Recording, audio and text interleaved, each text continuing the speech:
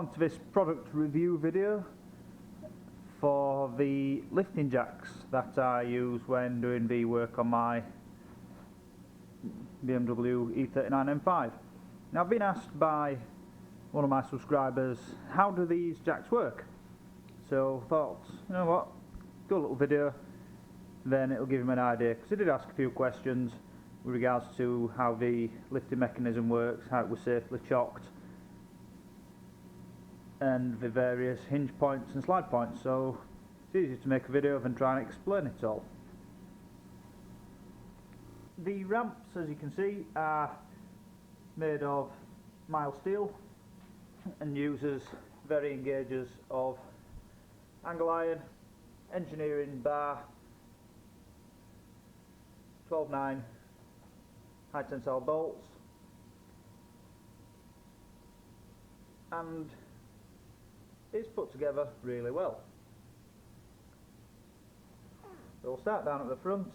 We have removable on-ramps, which can also adjust the angle of. So if you've got quite a low car and you want the on-ramp to be longer, you can put a chock of wood underneath the front of it, then that allows you a longer drive up to avoid catching the splitter or your front bumper on the steps of a ramp. So when I'm using it, I put a piece of wood under the front here and raise it up slightly because my car's quite low.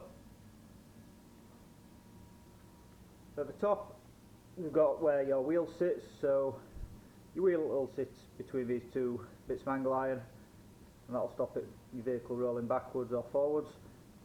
And then you've also got a tyre safety bar as well, stop your vehicle rolling off the end. At the end of it we have our slide and lift mechanism.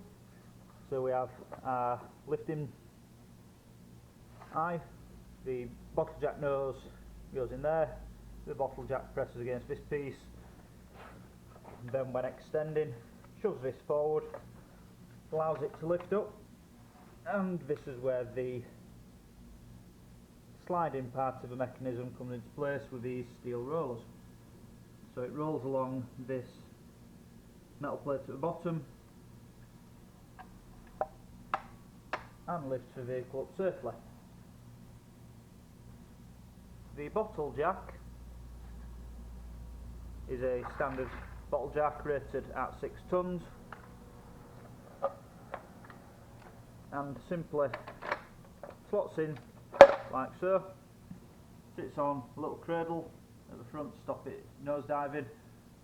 Then you've got access to the hydraulic mechanism for raising and lowering, and it's quite simply a case of, once your vehicle's on,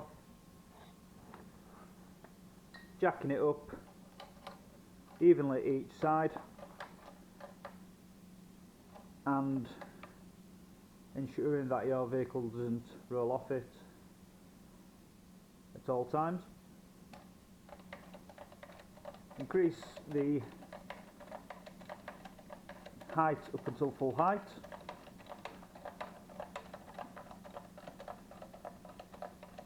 And as you can see how the mechanism works,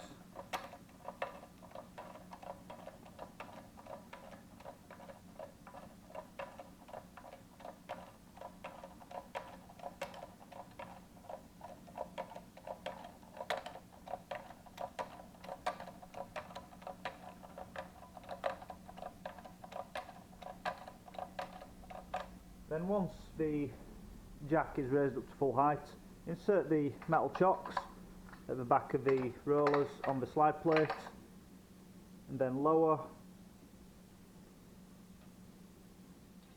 the jack and allow the slide mechanism to secure itself against the chocks, which in turn secures it against the rearmost plate.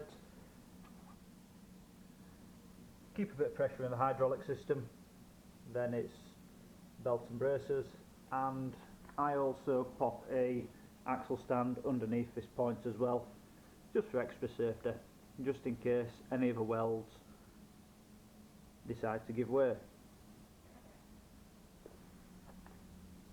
to lower the system, increase its height slightly, remove the chocks, then allow the hydraulic jack to drain down. Obviously with the weight of the vehicle on the hydraulic system will be bleeding back really slowly, so you can adjust the rate of descent of your car to stop any damage occurring. Now these jacks cost me around about £300 made by a chap in Bawtry in Doncaster. He was advertising them on eBay at one point as lifting jack ramps, and he did a cheaper version, but I asked him if he could make some which would support the weight of a Land Rover or any other heavy vehicle, so he upgraded all the metalwork and also put a larger bottle jack on it as well, and this allows me to lift safely the BMW M5, which is just under 2 tons in weight, and it also allowed me to safely lift my Land Rover when I had that, and a Vehcle van as well, which I currently use. The Vehcle van weighs 2 tons and it lifts that with ease, no problems, no stress and strains. And the best thing about it is, even if you don't want to use it as a lift, you can use it as a drive-on ramp, then you've still got access underneath to get to what you need to. So with it as it is at the moment, you'll have about 6-inch clearance extra underneath if you just drive on. With it fully raised, you have about 14 to 16 inches of ground clearance for working on your vehicles. So I hope this video has been helpful, and if anybody decides that they want to try making their own, or they want to buy a set, then this is the sort of thing that you're aiming for, as the quality is really good. I've had 0 issues and I'm absolutely delighted with the way they work. From a safety aspect, I see no reason why this wouldn't fail,